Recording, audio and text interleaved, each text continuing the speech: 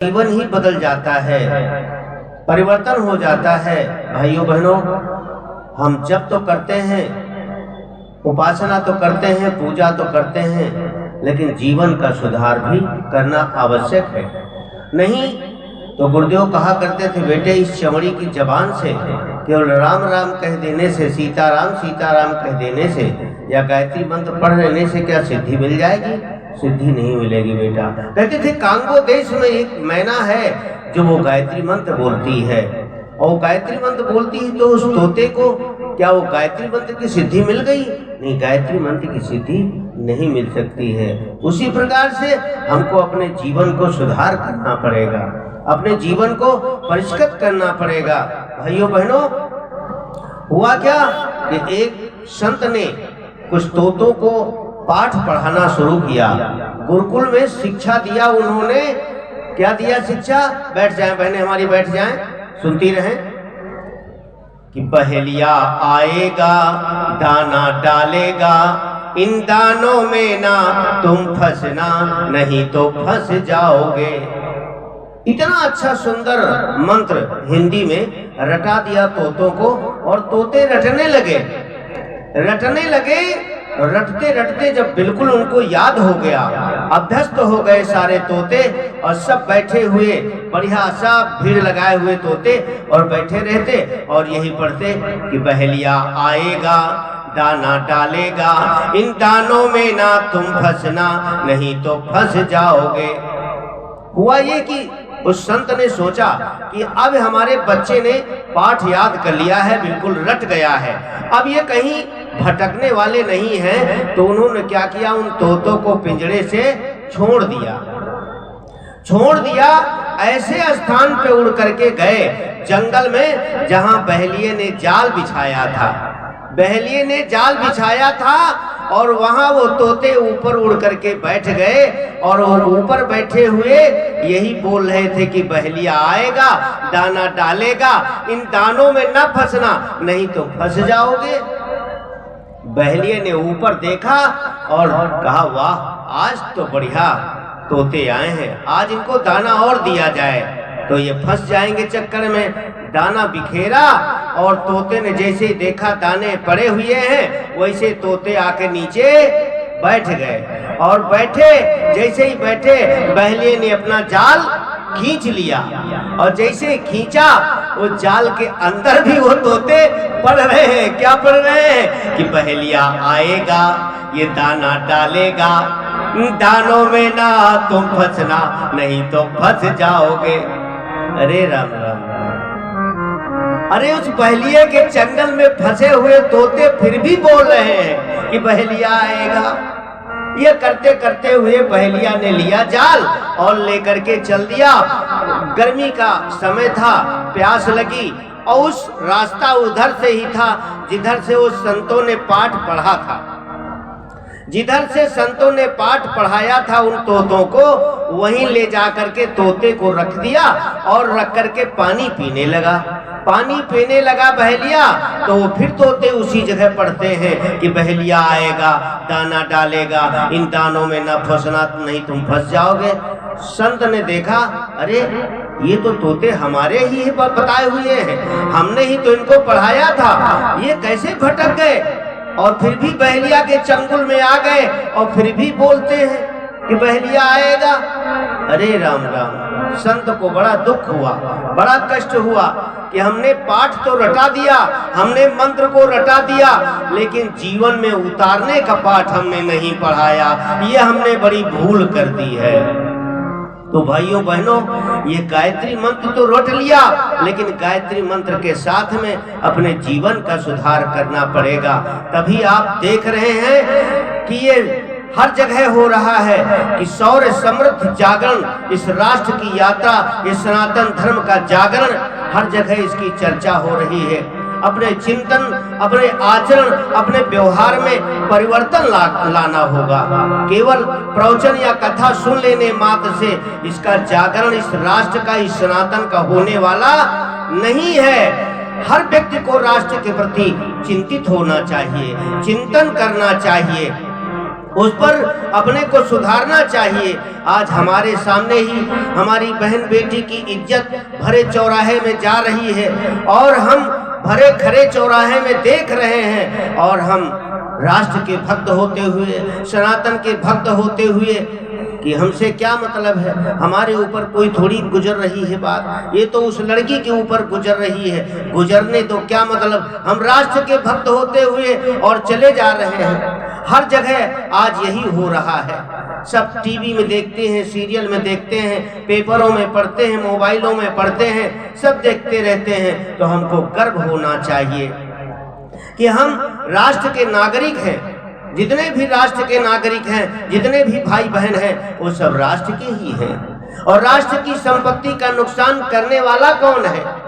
अगर कोई नुकसान कर रहा है तो वही कर रहा है, वही हमारा भाई ही कर रहा है, हमारी बहन ही कर रही है। आज जाति पात, ऊंच नीच, भेदभाव भड़काने वाले कौन हैं? हमारे यही सनातनी हैं, हमारे यही राष्ट्र के भक्त हैं जो भड़का रहे हैं। ये झगड़े झंझट कराने वाला ये हमारा भाई है।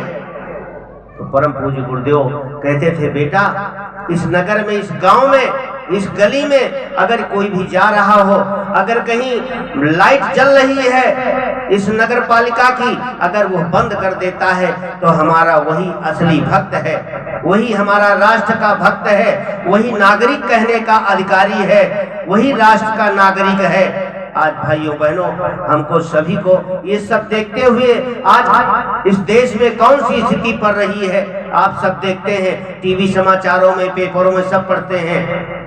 आप सब चिल्ला रहे हैं, शोर मचा रहे हैं, क्या होगा क्या नहीं होगा, कहीं युद्ध, कहीं कुछ, न मालूम कितने झगड़े झंझट होते हुए चले जा रहे हैं। इस हमको अंधकार रूपी ज्ञान को जगाना पड़ेगा।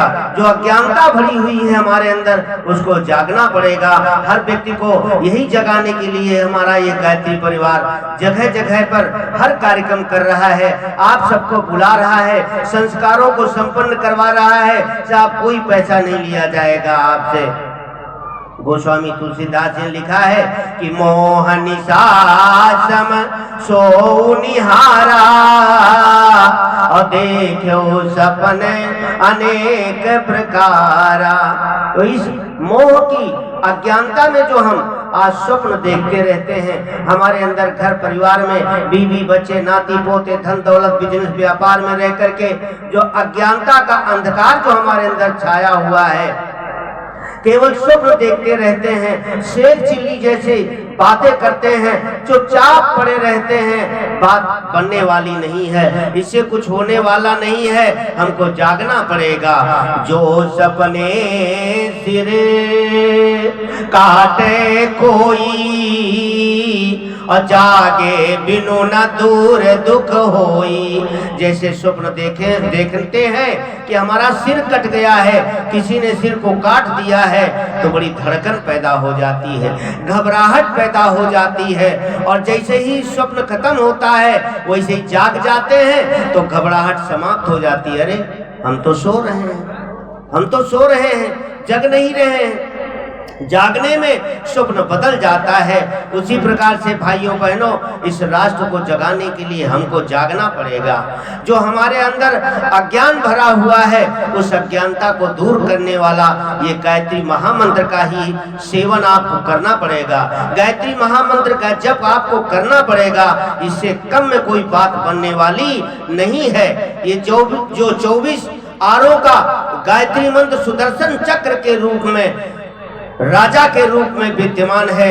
ये कैसा राजा है? इस सारे मंत्रों का राजा है। कैसा राजा है? जैसे जंगल का राजा शेर है, जैसे हाथी का राजा ऐरावत है, जैसे नागों का राजा शेषनाग है, जैसे पक्षियों का राजा गरुड़ है, जैसे ऋतुओं का राजा बसंत है, जैसे नदियों का राजा समुद्र है, जैसे पर्वतों का राजा हिमालय है, जैसे वृक्षों का राजा पीपल है। और भाइयों बहनों, जैसे फलों का राजा आम है, जैसे फूलों का राजा कमल है, जैसे सब्जी का राजा आलू है, जैसे मेवा का राजा काजू है, जैसे तत्वों का राजा आकाश है, जैसे पृथ्वी का राजा धरती है, जैसे विमानों का राजा पुष्पक विमान है, जैसे चक्रों का राजा सुदर्शन चक्र है, जैसे शक्ति का राजा ब्रह्म शक्ति है, और जैसे शूलों का राजा त्रिशूल है भाइयों बहनों, और जैसे धनुष का राजा गांडीव है, जैसे ग्रहों का राजा सूर्य है, जैसे देवताओं का राजा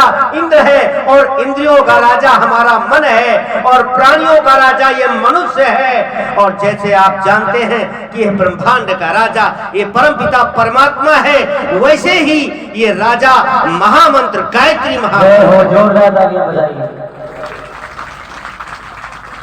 ये महामंत्र हमारा राजा है। महामंत्र जितने जग माही और को गायत्री समनाही। यदि अज्ञानता को मिटाना है तो इस गायत्री महामंत्र की शक्ति को, इस गायत्री महामंत्र की चेतना को घर घर पहुंचाना पड़ेगा, हर व्यक्ति के अंदर पहुंचाना पड़ेगा, हमको स्वयं में जपना पड़ेगा, तभी हमारा राष्ट्र, तभी हमारा देश, तभी हमारा परिवार समर्थ हो सकता है, समर्थवान बन सकता है। और जब अज्ञानता मिटेगी तो सद्बुद्धि आएगी, और जब सद्बुद्धि आएगी तो दुर्बुद्धि निकल जाएगी, जब दुर्बुद्धि निकलेगी तो यह दुनिया हमारी बदल जाएगी, और जब दुनिया बदलेगी तो मनुष्य में देवत्व का उदय और धरती पर स्वर्ग की स्थापना स्वयं होती हुई चली जाएगी। व्यक्ति का निर्माण, परिवार का निर्माण, समाज का निर्माण के माध्यम से ये दुनिया एक नया संदेशा देती हुई चली जाएगी, तब ये हमारा राष्ट्र बदलता हुआ चला जाएगा। ये हमारे इस बिहार की धरती को देख करके, ये वीरों को देख करके, बिहार से उत्तर प्रदेश तक, मध्य प्रदेश से लेकर के महाराष्ट्र तक, महाराष्ट्र से लेकर के विदेशों तक, विदेश से लेकर के सारे देशों में, सारी दुनिया में ये जागरण हो जाएगा। आज हमको अज्ञानता से लड़ना पड़ेगा, अभाव से लड़ना पड़ेगा, अन्याय से लड़ना पड़ेगा, और लड़ने के लिए एक ही ब्रह्मास्त्र है, वो है गायत्री मंत्र, जिसका नाम दिया गया है ब्रह्मास्त्र है। ये महामंत्र जितने जगमाही, ये गायत्री मंत्र की महत्ता है। ऐसी महाविद्या जब हमारे जीवन में उतरेगी तो हम सब धन्य धन्य हो जाएंगे। इस डूबती मन पीढ़ियों को दे सहारा ज्ञान का, इस डूबती मन पीढ़ियों का दे सहारा ज्ञान का, स्वर्ग धरती पर उतारे ये लक्ष्य युग निर्माण का, ये लक्ष्य युग निर्माण का। तब हमारा राष्ट्र, हमारा देश, हमारा परिवार, हमारा व्यक्ति तभी